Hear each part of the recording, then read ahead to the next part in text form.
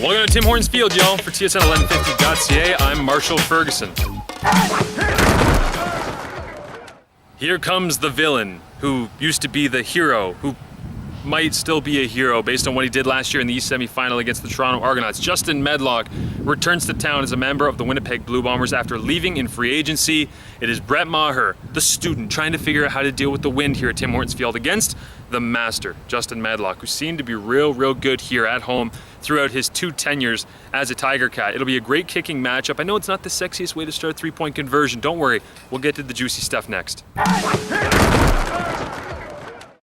Jeremiah Masoli simply has to play better. For the Hamilton Tiger Cats, they did not have one offensive snap inside the 20-yard line against the BC Lions. That is unacceptable if you're only going to put up 3 points. You would expect to see that kind of stat come out, but it's the time of possession that worried me a little bit as well. The Tiger Cats lost the time of possession battle by 12 minutes.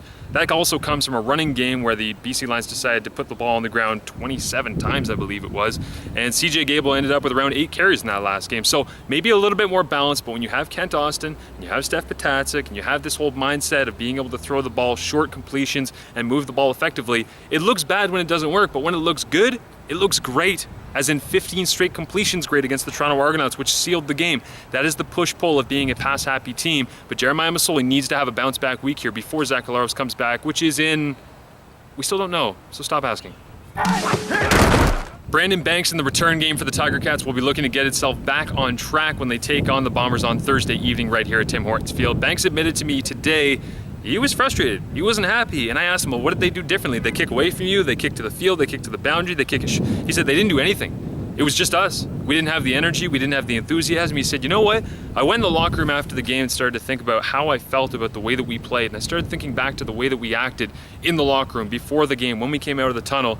There was so much build-up to this regular season home opener and the season opener and the Canada Day and everything else that went on Thursday, Friday evening last week, that he says it was a bit too much of a build-up, and they just came out kind of flat. That won't happen against Thursday.